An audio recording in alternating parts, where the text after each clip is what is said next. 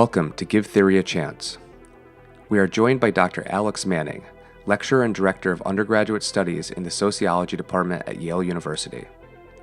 Alex is a great scholar, a great collaborator, and a great friend.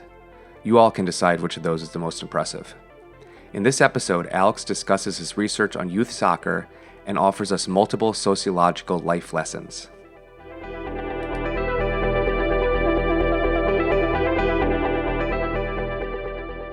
All right, thank you for joining us today. Thank you. It's wonderful to be here. So to get us going, can you introduce one of the topics that you've done research on, and not one that we've co-authored, one that's purely you and I have nothing to do with? Yes, so I'm in the process, and I've done research on youth soccer communities in the United States, and really about sort of basic questions like why do people dedicate their time right to this activity? What do they make? How do they make sense of it? What are its implications for these kind of groups and communities for childhood? How we learn about race and class and gender. Not even what we learn, but how do we act? How do we interact with it? And also, what do people think the purpose of kind of sport is, right? And like, how do people parent through sports, and how people experience childhood through it? Okay, cool. So how did you find the topic, and then perhaps even more interesting with this particular one, how did you decide it was something that was worth studying? Because you've spent a lot of time. I mean, as academics, when we have a topic, we're going to spend a number of years on this thing. So how did you decide that this was something that you weren't just curious about, but you're like, this is worth actually doing research on? Yeah, so I tell folks this, tell my class and students, is that this has honestly been something that's probably been with me since I was a kid and before I knew what sociology was. So I tell folks, sports have been a key way I've actually came to understand racial politics and segregation, class advantage and disadvantage, um, performancing and like ideas about masculinity and how masculinity might like look different for a upper middle class community versus a working class majorities kids of color community. And so for me, um, I and even like how people like how spaces are shaped in sports by these forces. So for instance, like growing up, like we had a very diverse, class diverse, racially diverse high school that had academic tracking, and so you generally had more working class Black, Latino kids in different kind of classroom settings than more affluent white students in this kind of public school. But even with this segregation, you did have moments of celebrating this kind of diversity. Right, there actually were moments for people to kind of interact with one another across these sort of boundaries that are structurally set up into our institutions, our neighborhoods, our school systems. And so through sports, for me in particular, I could enter a classroom. I was in a more quote unquote high achieving classrooms, right? So those were different racialized and class dynamics. Yeah.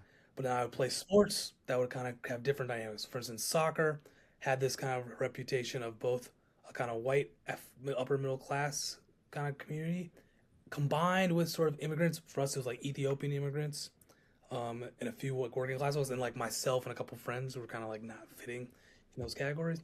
And I played American football, which was right majority black, but also had some of the white kids from like working class backgrounds, a completely different kind of ethos, different vibe, different sort of like parenting cultures involved Yeah. right in these sports. And so like even that kind of all settles in.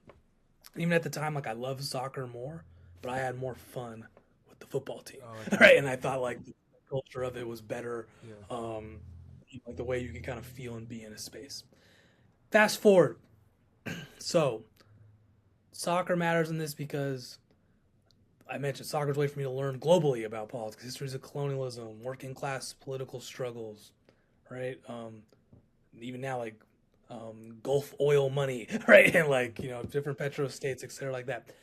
Um, and so in the United States, how this kind of then leads to this research is for the United States men, right? And this ties like American exceptionalism and how we should be the best in every sport, or just very limited way. There's many sports out there that where the Americans are not good at, but soccer was like, oh, this is the one we need to kind of take over. We should be the best, but we can't. We have these like embarrassing losses. The furthest they've gotten is a quarterfinal. I'm always thinking about I did want to research sports Yeah. and like its relationship to race and racism. That was like the motivating kind of idea. I didn't know which direction to go, but then it was the summer they lost the World Cup in 2010. The men did to Ghana. There's like a big ESPN pundit panel on national TV, and this German guy Jurgen Klinsmann, who eventually becomes the head coach and technical director for about 6-8 years. I don't know after this. He goes on this. He explains. He's not the only person to say this, but he goes on to this narrative. It's a narrative I have heard before about, hey, well, Americans, U.S. soccer, we're never going to win the men's side because it's basically a game for working class people. You need people who are desperate and hungry, right? And he said bluntly, like, it's got to be like basketball. Again, this kind of idea that basketball is the game of the urban youth, the working class urban youth, which has changed now. But like this narrative is there. But you kind of can tap into this kind of immigrant Black American urban story. So it's, again, we need to have those. And you see this a lot where like this idea, some people will say, oh, the U.S. doesn't win because we don't have the best athletes, which again, coded as basically like Black American football and basketball players, right? As coded as like, well, that's what the U.S. is about. And that's how we win. Again, these are kind of myths, but they're powerful ones that appear and are present in, I would say, our casual discourse. Also, people make jokes about this all the time. In many sports media. So that was motivation. And I was like, and oh, those were kind of the same myths that helped soccer grow in the United States too, right? Like that's what parents were buying into when you see the growth of white suburban soccer. So it's like that. Yeah, no, for sure. Okay, So sorry. there's that kind of history.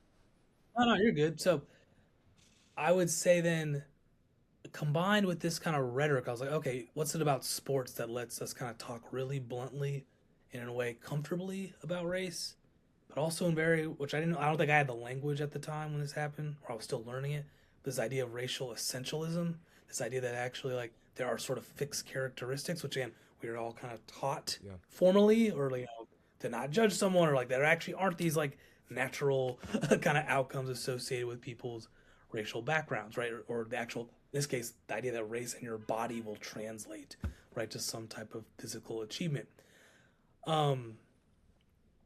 So, combined with that discourse and rhetoric, at the same time, the U.S. launched a different structural system around men's soccer to try to model a professionalized academy system that's found in Europe and South America, where it was this idea that, hey, we don't want kids to kind of be playing multiple sports or playing in school. They should be training like pros in pro settings from a young age, right? They should not go to play college soccer. That prevents us from getting go. They should go travel to Europe, right, to enter these professional leagues. We need more teenage professionals, which you see celebrated all the time in global sports, especially soccer, where you can like see 16, 17, 18-year-old phenoms like signed to contracts, etc.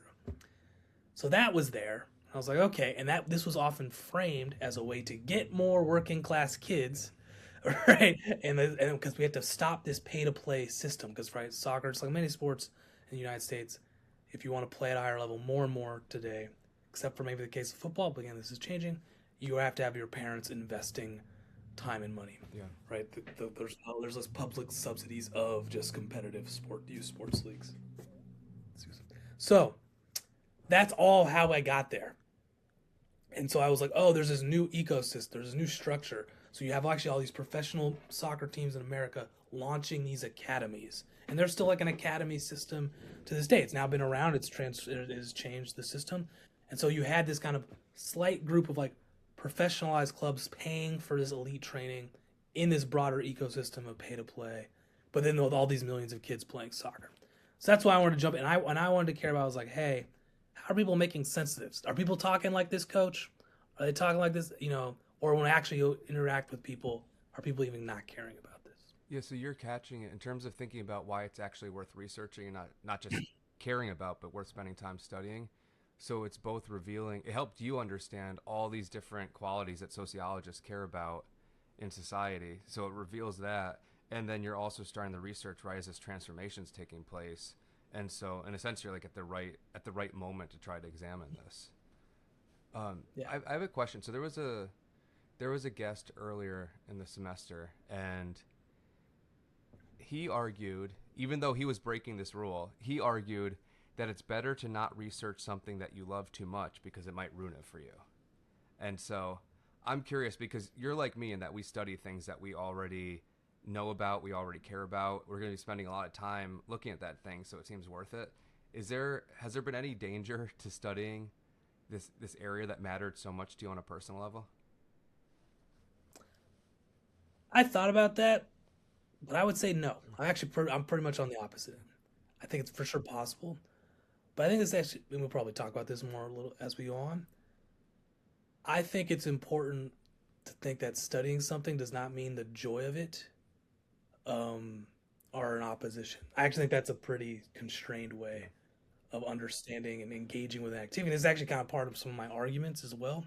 That when we push for like, hey, don't like ruin this precious thing that we enjoy, that kind of orientation, which I think leads to actually more kind of corruption, right? More kind of disenchantment, right? Makes it more vulnerable to kind of exploitation, I would say, and kind of leaves it up and like it's kind of like it almost treats it almost in a way it's like treating it as so sacred that we actually eliminate all of the social that goes into this, right? And actually all the uncertainty that goes into creating this, that actually what is the magic of passing a ball to one another, like creating a goal and feeling elation. It's actually, there's so much going into that.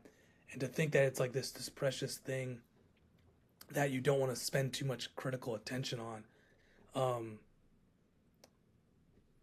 that when that happens, I think it actually creates the opportunity for being like, well, let's not actually think of it as a truly like transformative force, right? That actually can reduce some of the social ills, right? And social problems that we care about. So it almost necessarily trivializes it.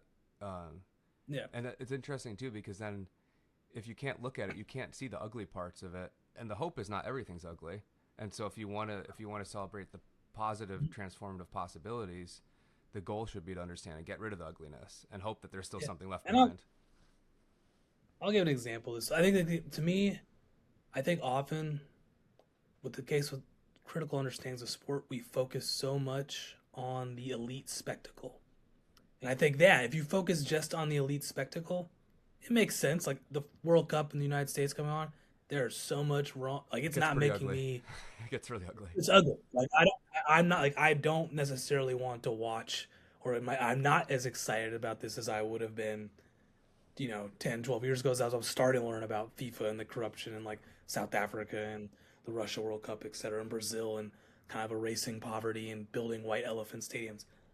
That awareness is there, but that's why I think we're focusing on young people in our recreational spaces actually provides different ways to think about it and actually might actually help you see what can still be sort of what's so enchanting, what is sort of like actually really potential and beautiful in these elite spaces by actually kind of coming back to, hey, well, there's still all these people that do this, right? They keep coming back, right, to these activities. So there's something there, right, that's not just purely like an um, escapist and only sacred kind of realm. Yeah, we're almost mirroring the failures of what we might find in our research of only focusing on elite levels and all that hobby stuff we buy into that we can just push that away, right? So So yeah, I think more and more. I think I might be jumping the gun here, but I would say that's like I think to me one of the big lessons actually is that we need to like both seek out and better understand our hobbies and recreation. We need to like fight for our recreation, right? We need to fight for recreational sports and not just and leisure, and like, but not just as a way to escape the struggles of the day yeah, and the struggles of the world, but actually by doing that, it's creating different social conditions of living. yeah, no, that's a really good point. And like you're saying, we're jumping around in terms of the order of things, but it's such an important point because we fall into that trap over and over where if we're as academics we're trying to justify what we're going to research, and so you're studying something like soccer, or together we've written about basketball or my studies of combat sport, and often the way to justify it is to say, hey, look, a lot of people do this. There's a lot of money in it. People really do care about it. And then we're falling into the same trap of being like, let's only look at those biggest moments. It's really easy to justify that you should study sport because you can look at the global politics, the geopolitical movement around the World Cup.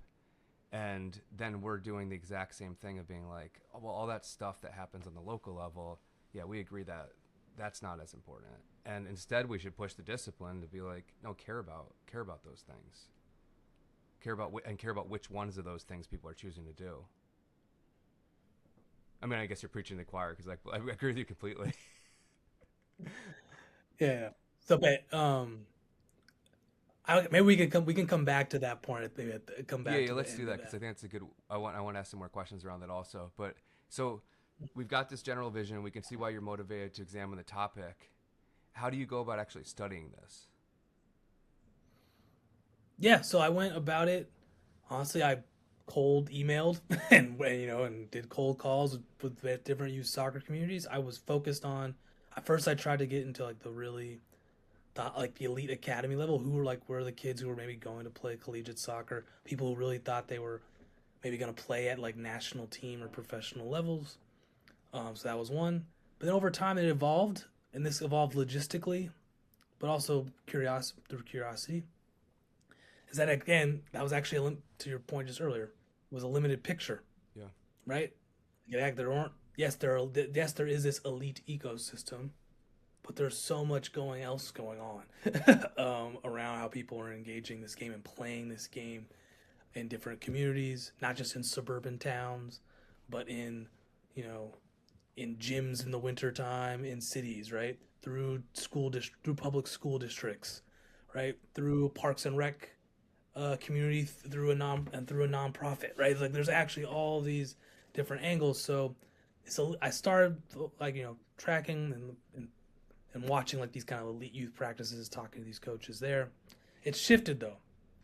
I then started following like a public city high school league that served mostly working class and immigrant kids, but also had more opportunities. Kind of point earlier, the league actually was kind of this like very cosmopolitan, diverse place that didn't really match this kind of rhetoric of like, hey, there's this real segregated Yeah. kind of U.S. soccer society, right? Actually, I was finding, and that's also part of my experience. Like, I did experience lots of moments where there weren't these like clear and obvious kind of separations between these kind of groups of people. So I spent time there, and then also I think and I spent time with one organization of a lot. One was like a kind of what you would associate as like a kind of upper middle class suburban travel team, Yeah. and they really cared a lot about like serving their kids. Like, but even then, like they create different boundaries. They would create boundaries like, hey, we care about our kids more than this other club, where they're treating too much like a machine. They just want to kind of make money or like make enough teams. It's just not about like caring about the development of our kids. We want them to stay with the same group, right? So you kind of see all these boundary work. And the last group, which I spent most time with, they were kind of trying to do it all. They wanted a return to like unstructured play. They wanted a return to the park. They felt the system of coaching was too focused on elite development.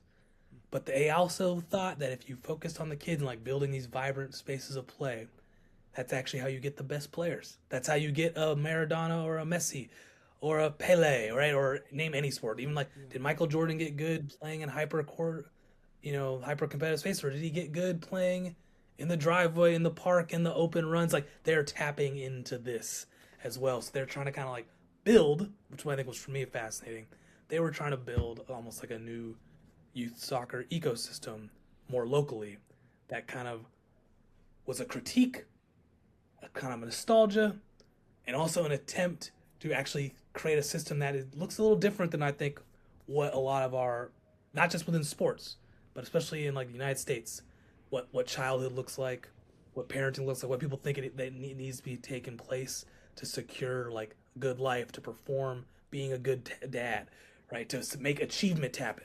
So I think that was really interesting. Again, they were existing in the same ecosystem of also we just still want the United States to be amazing at men's soccer. They wanted to have kids play for the national team. They've still had these same kids go. Um, they thought this was a way to like almost like revolutionize So they kind still of had youth success sports. as the justification, but they were saying, Mm-hmm. It reminds me of that move of these playgrounds that are supposed to be like rougher so kids can be creative and figure out things and less structured. And then you ask, well, why are you doing that? It's what, well, we still want the best outcomes for our kid, and we think that's a better developmental model rather than just saying, no, it's fun to have that creative ability Yeah. or that unstructuredness. So for sure, they were, and this is how the project evolves too.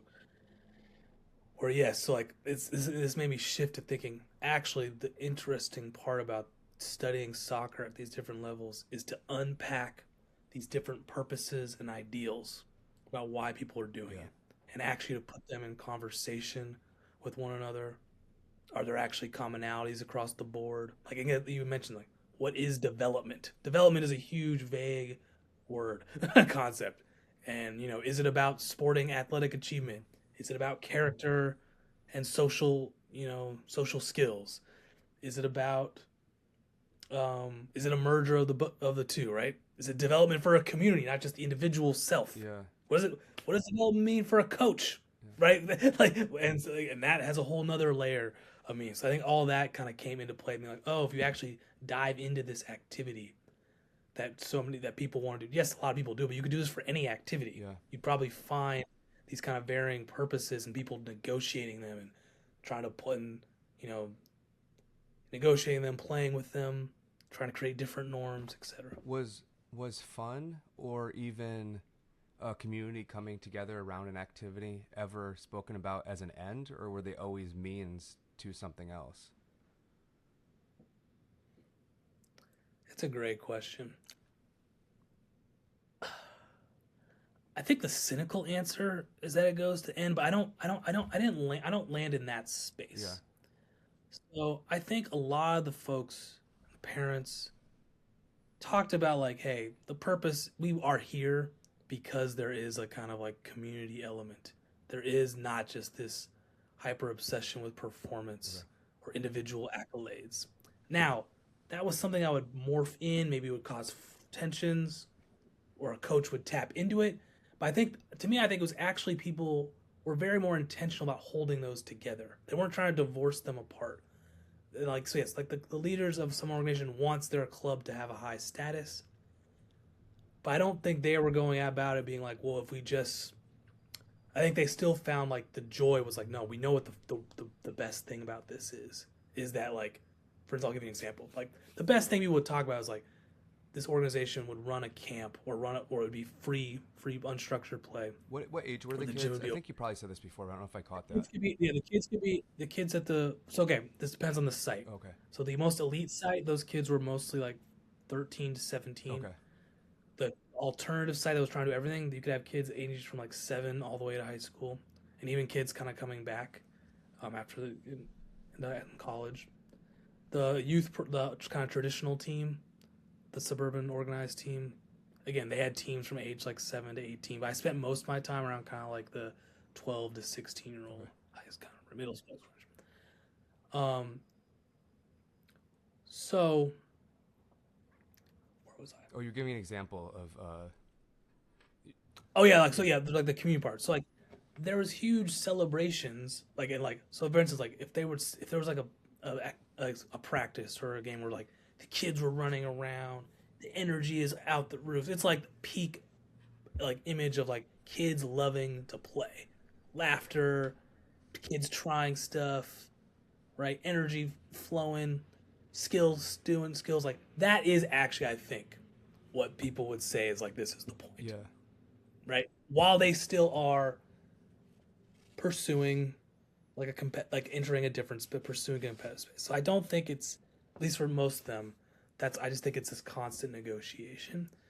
And no, and I think actually I'll give you an example too is that there were tensions. So you had some people in the alternative space would talk about, hey, we just got to really lock in on like making it super fun in this community for 6 to 12. We actually have to let go of the entire kind of upper level. And others were like, no, we got to try to hold them all together to kind of show that and show others that this needs to be kind of in coexistence. Were there any, or I guess should I say, are there any particular social theorists that have been helpful in making sense of what you were observing? And it could be on, I mean, like you were saying, this project is at the intersection of so many different types of things that sociologists care about. So I'm wondering, it could be a classic sociologist, social theorist, it could be someone whose work is related to yours or inspiring you in some way, who's writing now. Is there anyone that you can think of that you're like, yeah, that person's actually had some influence on what I'm doing? I mean, yeah, there's so many. I'll give two more contemporary. So one, Barry Thorne. She wrote a lot about kids and how they play on a playground, like how teachers and how gender is learned and constructed. And so this is one aspect of my work. Is there's a so generally sports have become more gender segregated, right? In American U.S. sports, we often are celebrating how much women's and girls' participation we have. Soccer has been kind of considered an exception, a leader, right, for the number of women and girls thriving in the sport, right? Winning World Cups, even at the most elite level, to just participation numbers, like generations of girls and women playing the game.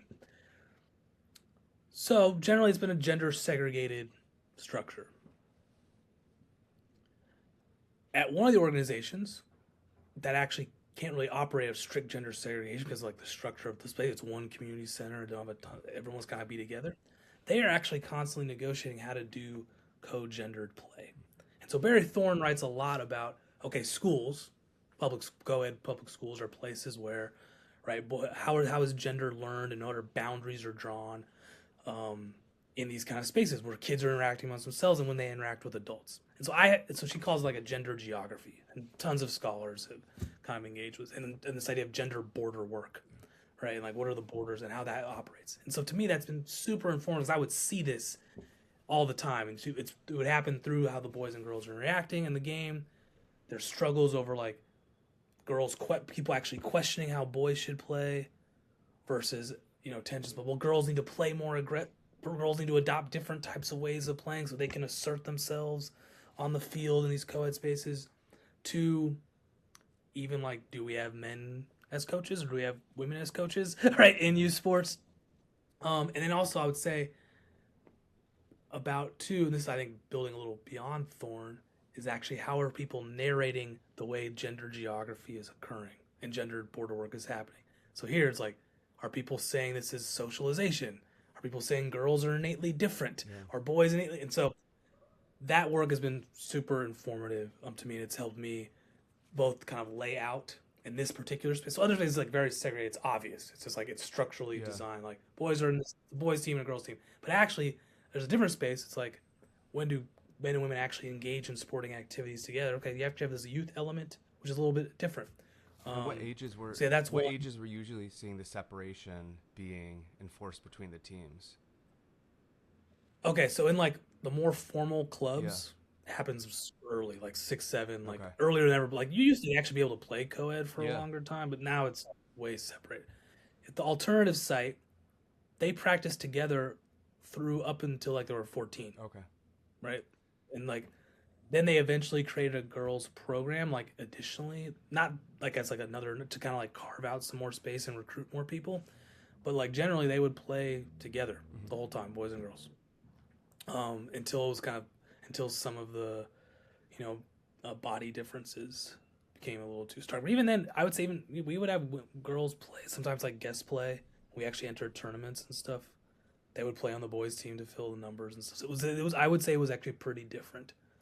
Compared to the kind of the norm. All right, so that's one. This is a little tangential, and I want to get to that second thirst, but this is a little tangential. But so one of your starting points was this language of the United States is failing to recruit like the best athletes or the right people who playing soccer, and it's just not very well. We can call it coded language, but it's not even very coded. What the is that language isn't used about the women's team, right? Or are there ever cases? Have we seen that discourse start to trickle over to women's soccer as well, or it's starting? Okay. It's starting to get more.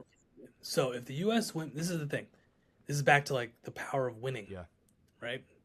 So the U.S. women have always been. The U.S. women scholars have talked about this as they've been kind of like the epitome of middle class white girlhood and white womanhood. Yeah. And even like that kind of form of feminism as well. And it's been celebrated, right? And then there's been kind of interventions around queerness. So I think about the 2019 World Cup team, and also their kind of political plantations, labor rights and Yeah, struggles. and it's a bunch of it's college Women's, athletes who go on to be the people who populate the team. but you know, women's game. There's certain countries again. It's slower because of global sexism, but there are other nations. The U.S. doesn't. They're not as dominant. They're clearly one of the best teams, but like they didn't win the last World Cup. You know, if they go through a lull, right? um, you'll see some of this. And so now the only time that critique comes up is when you just have the kind of like, hey, we want more diversity. Does this team actually look like America?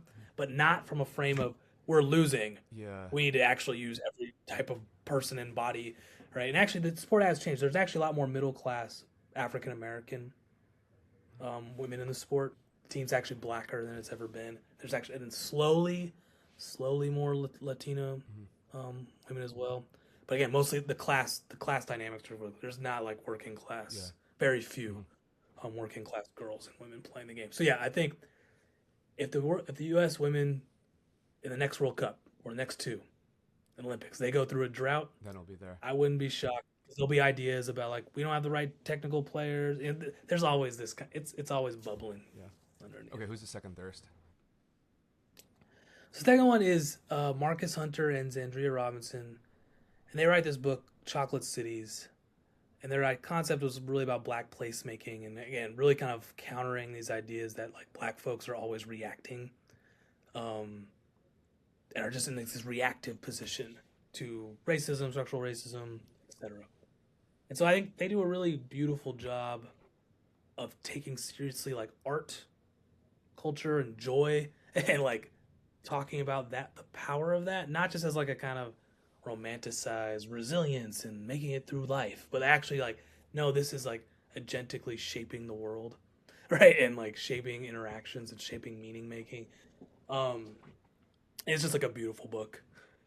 And so I think my work, I don't have necessarily black placemaking taking place. Like there's like a more multicultural, more immigrant spaces, but I think about placemaking a lot through the sport and seeing these, whether it's like through a high school game, right, or whether it's through like a majority immigrant league, right. Yeah, And I think to me, it's super impactful, and to think about it's one counter these kind of broad myths, but to actually and like center them. Like actually, people have been carving out these spaces of play and they're actually shaping this race. I'll give you an example.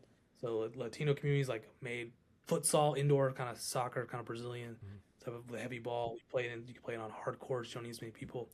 They have transformed soccer in multiple regions of the country, like colder regions, through this sport. Now you see everyone playing it, right? yeah, They have kind of like made this happen, right? And you actually they would have these leagues where different clubs, different kind of communities would come in and play. And that was a huge part of my research was like it was through this game, and so like you actually would see um, these communities through their placemaking, right, are absolutely shaping how the sport's operating. They're shaping ways of interactions between groups. So yeah, I think that example is really good. yeah. These are both. It's really interesting how for both of the theorists that you're drawing on, there's such a geographic element to it, right? So you're very Yeah. interested in not just the like this cultural shifts and cultural diffusion, but how people create very particular environments or transform environments through the physical activity that takes place there, and it's or transform gender expectations and create these new boundaries. And I don't think that's something I thought about with your work as much before. It's about how geographic it is. So it's interesting. I probably should keep building on the geography part, but yeah, I think it's definitely the place part matters. Yeah. You've been doing this along the way. You've been sharing some of the findings. I'm wondering if there's anything else you wanted to share related to it, because you've done a good job of tying it into the methods and the theory already. But is there any other particular thing where you're like, oh, this is a kind of interesting part to share with the audience? Yeah, so I'll give you two. So I mentioned because I talked through some of the gender Yeah. stuff. So one is that people actually are achieving their goals many times, like their purposes. So we can think. I've been toying with whether I want to think of this as like like soccer utopias, right? Or just maybe it's just like you create the community you want to create. Yeah. But I think I witnessed, observed, and people talked a lot about, and this is why people come back to this. This is back to like why do people keep coming back to this, right? It's not. yes, there's like the magic and love of the game, but I think there's also this idea like, no, we like have created the bonds, right? Or I've seen myself get better at the game. Um, I've seen our model of development work, right? And like, or I've seen this group of kids grow together over 6, 7 years. Yeah. So I think there's like, I've seen our unstructured. I've seen kids, when we go to play, they keep playing. They continue to play as they're adults. Like they have this love. Like so, I want to like hold that. 'Cause I think sometimes in sociology we just like don't care about this No, stuff. not at all. Like when That, people when you gave that like answer, I like was like, I haven't heard a sociologist say something like that in a like, while. and like maybe we just don't think it matters because it's not like an obvious social problem. But again, I think for us is to connect the two, right? The social struggles and problems.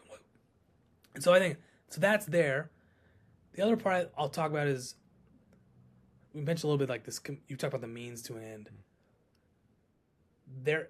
I've been thinking a lot about like the competitive, like basically the competitive creep of our society, Yeah. like our hyper competitive society. And people have talked about this in the youth sports, but just childhood in general, parenting has becoming more intense, more demands, more precarious, um, more competitive, more feelings of competitiveness and precarity. So we have different groups who are orienting themselves differently towards competition. One of my findings I think I'm really trying to work through is that no matter everyone's orientation, this is partially because like sport is competitive, it has like an inherent Yeah. competitiveness baked into the game structure of the game.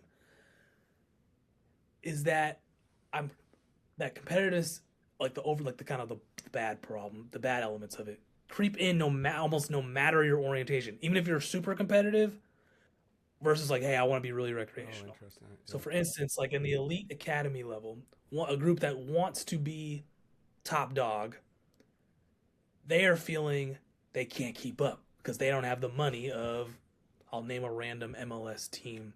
Inter Miami has a ton of money. They can fund anything they want for young people if they Yeah. want to make like this great academy.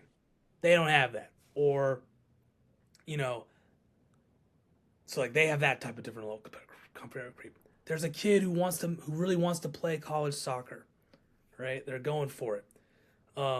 The competitive creep all basically creates alienation for them. They would tell me like I couldn't stand the game until I got to college. Then I actually was able to breathe again, right?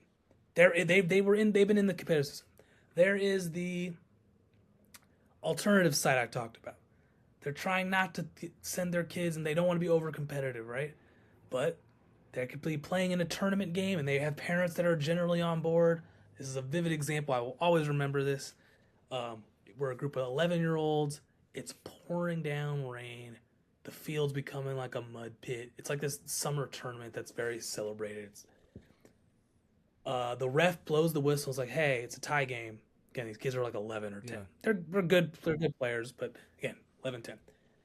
The ref says head to the coach, and I'm standing next to him, and he goes, do you want to go straight to penalty kicks? It's like it might be like a tornado. We might get, Yeah. or do you want to like play an extra overtime?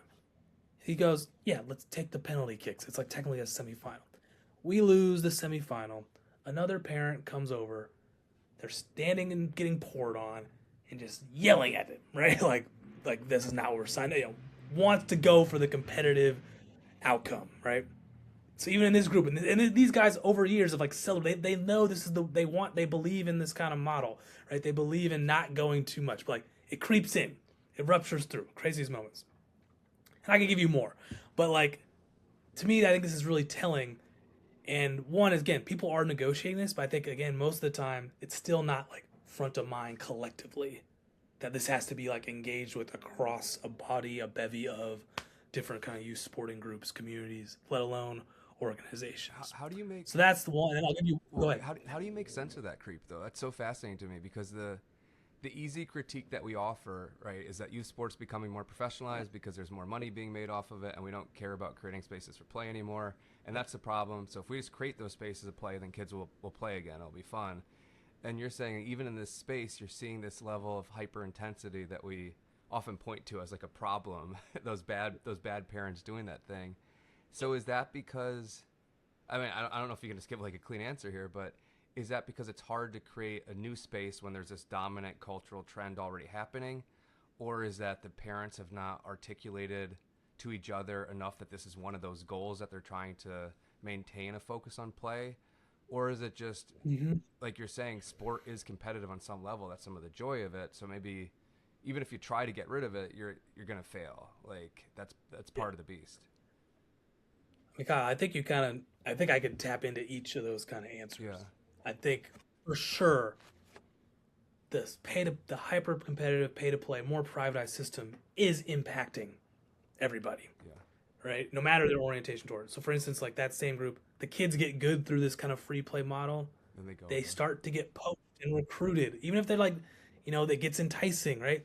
And also, people can change. Their goals can change, right? Like that. I think that's the other part. Right? Like Yeah. that people's goals can change. Parents' understandings Goals can change change easily when as someone they comes along and is like, "Hey, your kid's really good. Come on it's over." really And then fun. suddenly Yeah, you're like, "Yeah, that's awesome. That's my goal now." yeah, right. And so I think for me the big part is like, and then the other part is like, yes, we need more of recreational play. Like for me personally, I think there's not enough of a balance where you can actually have people comfortably move in the U.S. system. People can kind of move between. Where I think we kind of create these really high stakes kind of cutoff points, right? And create more opportunities to kind of not just like mobilize people's kind of interest or competitive juices, but actually make them like off ramps, Yeah. right? Um, and so I do think it's kind of all three. And then the other part, that last part about like, yes, it's almost back to kind of ties to the earlier we're talking about sport. If people are going to organize to play and make official leagues, this thing, if we're going to make official youth leagues, we have created this. This is going to happen, right? People are going to want to achieve whatever sporting status, no matter the level, Yeah. right? For the most part, even in like the most recreational, it will start to bake into the game.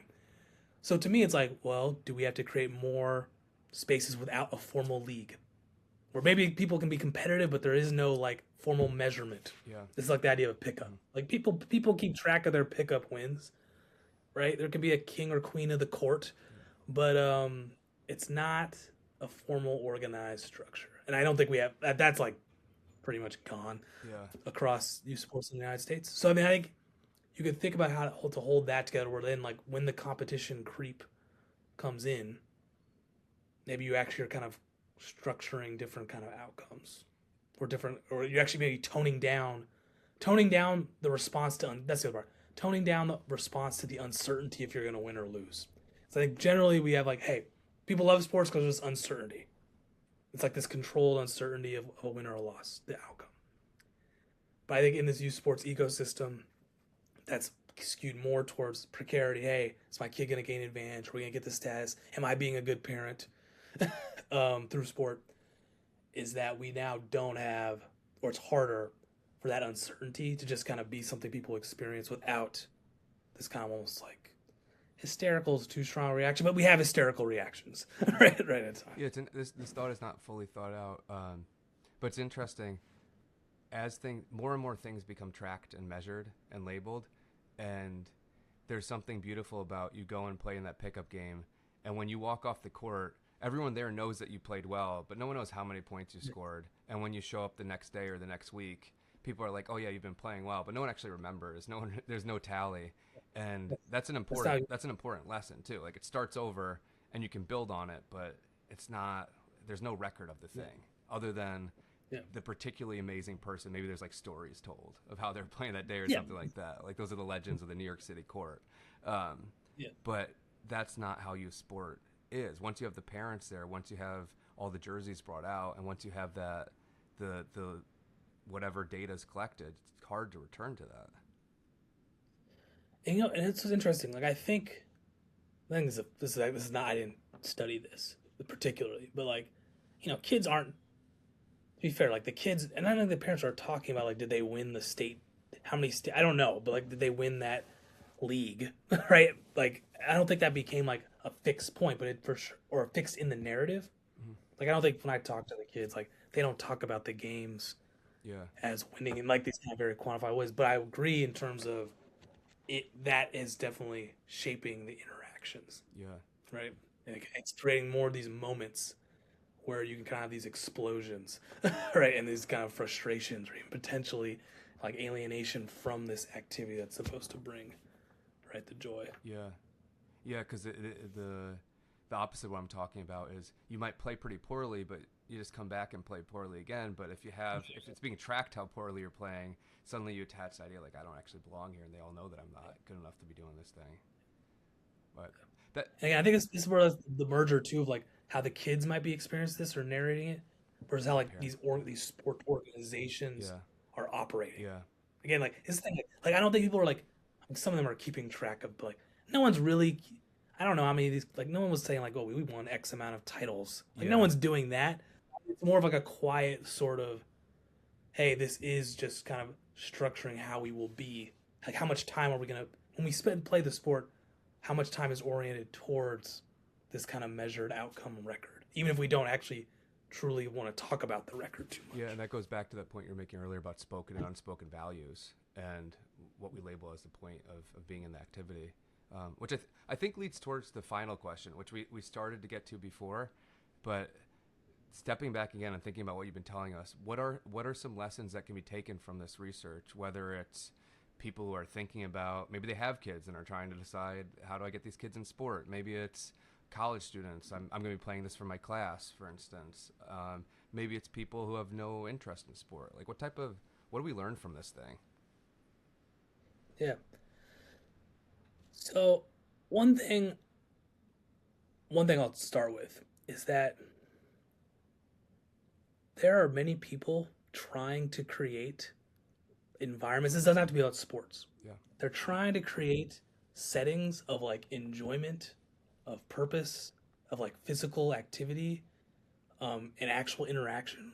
I think people are really trying to do this, and like people are putting a lot of, and not from like this, and not we talk about the outcome, not just from like a, and it's gonna lead you to some achievable fixed point. I think we need to like, from one of my lessons, like, oh, I want in my life to continue to participate in those type of efforts. I want to be contributing to like, again, it could be an individual sport or individual thing. It could be knitting. Like it's like even like you have like a knitting store. I like actually investing and fighting for people's rights to partake in this. And not just as something like you have to individually pay for or something you have to figure out all on your own, but like no matter what that kind of activity you like, the idea that we have like spaces to do that. We think this is a crucial part of living like a dignified, enjoyable life. I think people like assume that. I think, but now it's framed as like, I think about like fitness culture. yeah, Go figure out fitness on your own. You might find a great fitness community, but like you do it, right? And I think for me, the lesson from some of this research is that actually, when you actually get groups in together, you kind of can get rid of that. And I've actually seen these kind of really welcoming kind of spaces, and I think it's good for young people, but also for adults to be doing it, not just to watch their kids, but to play too. So that's one. I would say two. This is this ties to our earlier point about like, hey, this is like use. It's a kind of it's a leisure activity. It's still a sport. Like yes, it's serious, but it's ultimately yeah, frivolous. I think one of my big lessons is that things that are both serious and frivolous are incredibly important, not just to understand, but I think for us to kind of collectively act upon, right? And like, what do you mean by to act not upon? just say, Act, by act upon, I mean like, there's lots of, so for instance, you know, if you live in a community and there's no community center where there's like a Parks and Rec league for adults or kids, that's like super accessible. So to me, like that getting eroded is actually not taking seriously enough this frivolous yeah, kind of activity right? That gives people such enjoyment and bonds, um, let alone like health dynamic, like public health stuff. Similarly, when it's treated as just something that we can that's hey this is an escape. If any of us do an activity from a sport to comics, right, whatever it is, and we think of it just as an escape from the struggles of life. I think leaning into the like this is just frivol. It's important because it's separate and almost frivolous. it opens the door for us not to be like, oh, when racism happens, when classism happens, when sexism happens, we're actually not ready to act and like fight on those terrains to like really make these things that we value so much as escapism, like actually make them truly an escape, right? And so I think about this a lot with my work. So like when racism would occur, like overt racism, a racial slur would happen on the field, right? Or someone would talk very bluntly about like, well, that those Latino kids are really aggressive on the field. I think we were, again, it's not just on the responsibility of sport, but to me, these are opportunities Yeah.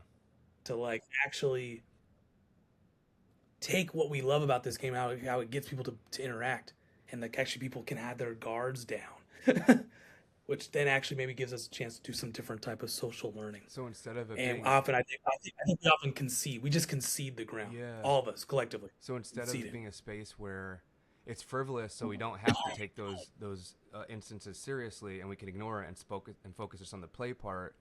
You're actually saying it's even more of a powerful place of intervention for the very same reasons those things come up, and people can talk about race and Yeah, gender and sexuality, and sometimes more overt manners in other places. That doesn't mean ignore it. It means actually we can do yeah, something there, and then it can transform what happens outside of those yeah. spaces.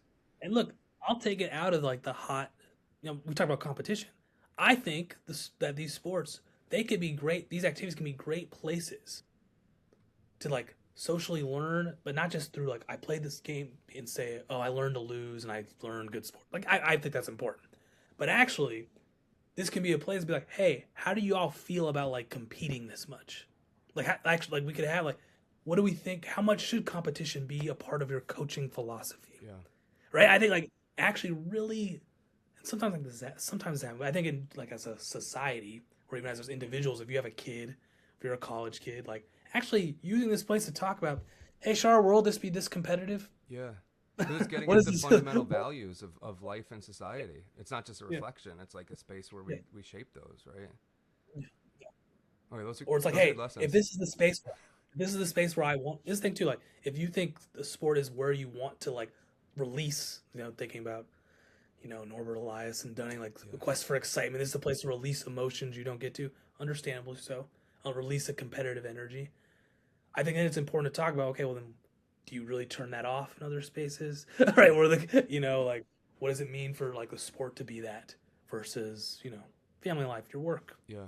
your political life. So yeah, I think those are a couple. I think was there one other thing I wanted to say about the lessons? Oh,